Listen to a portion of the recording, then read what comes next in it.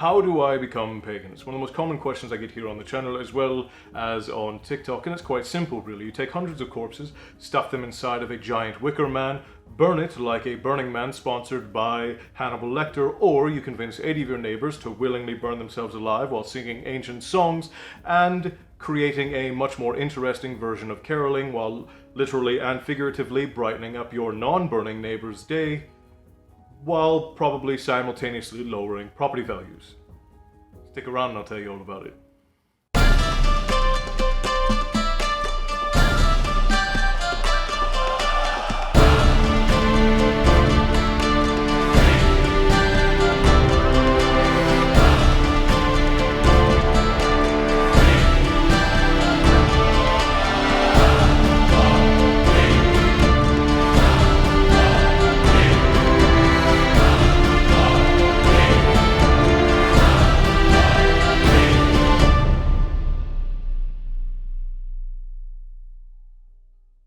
Welcome back, wayward children, to my humble hovel. Let's get you back in touch with your roots, shall we?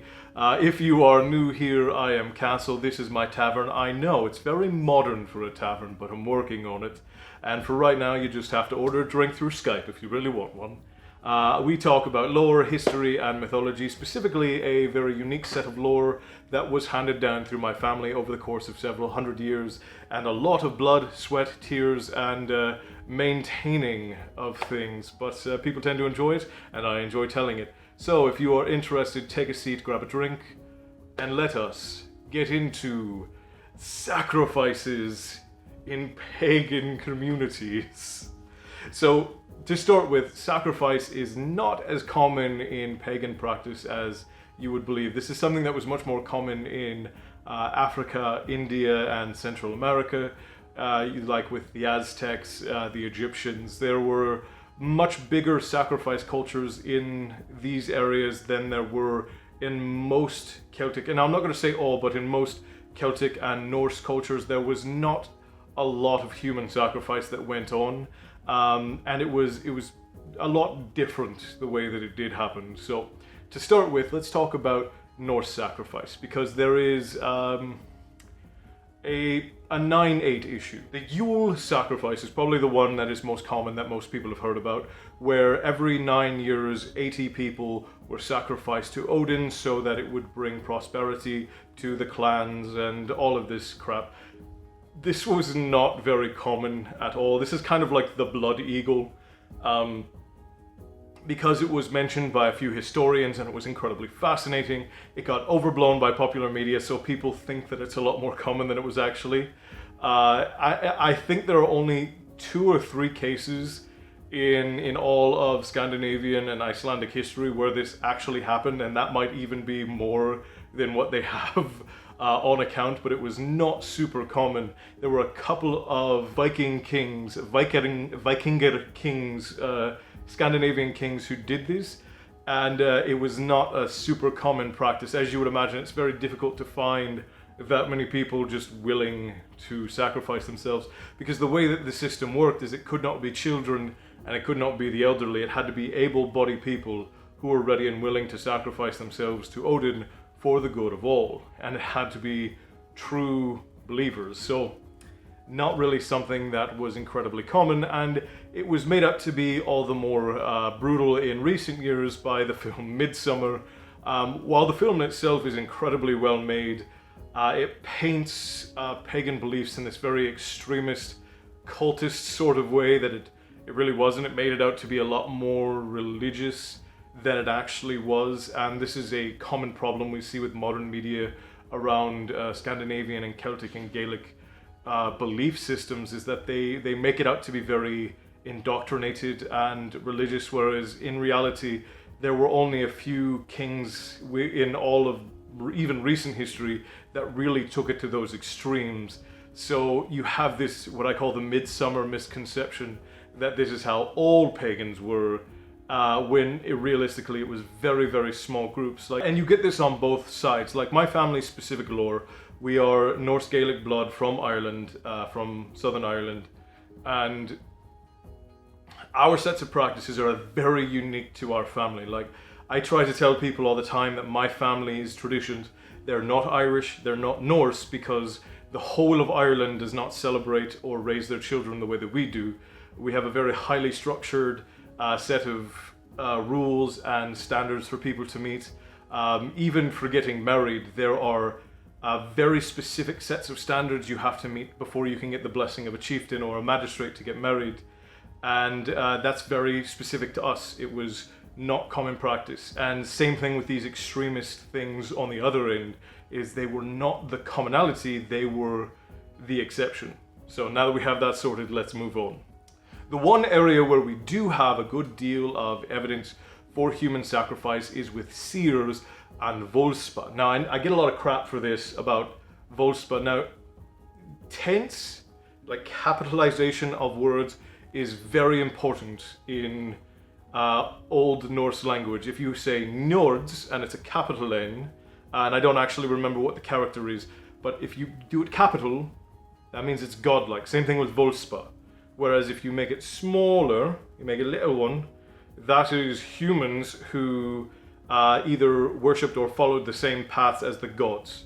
So that is very important. But Volspa and Seers would sometimes stab individuals and it was rarely ever someone within their own village. It was usually someone from like a neighboring village or an enemy who had been captured. And what they would do is they would stab them directly through the solar plexus or directly into the heart and watch the way that the blood flowed out of the body, as well as watching the way that the limbs convulsed as they died. And they would use this to predict the future and see if they could glean what anyone who this person had come in contact with was planning, thinking, or doing. And it was a really fascinating practice. It wasn't super common, but it is one of the things that we have actually a good deal of evidence to suggest that it did happen within Norse mythology, and it's not mythology, I'm sorry, within Scandinavian history. And there are actually a lot of really fun and neat articles that you can look up. You can actually just Google sacrifices in Scandinavian culture, and you should find some pretty neat articles. Something that I want to say to everybody is if you are reading a book or a website, chances are the information is going to be highly biased. So what I recommend you do is try to look for academic sources. Academic sources are still going to be biased towards whatever academia wants things to believe. We look at academia as being this bastion of progress. It is incredibly important. The people who determine what is pertinent and what is relevant in academia are the slowest ones to change, regardless of the amount of evidence that they have. So when you are reading anything, when it comes to stuff, especially when you're trying to do something that is based in a religion or in a personal belief system, make sure that it makes sense, and don't sign on to a doctrine just because somebody with a doctorate or a master's degree has told you so. You need to make sure that you are taking in as much information as possible. And if all of that information, if anybody is telling you that only one specific type of information is correct, that person is very likely trying to indoctrinate you. I very much believe that my family's lore is the most correct and most specific out of any lore that is available. But I will still tell you to read as much as possible and gain your foundation and what you personally believe from that gained foundation.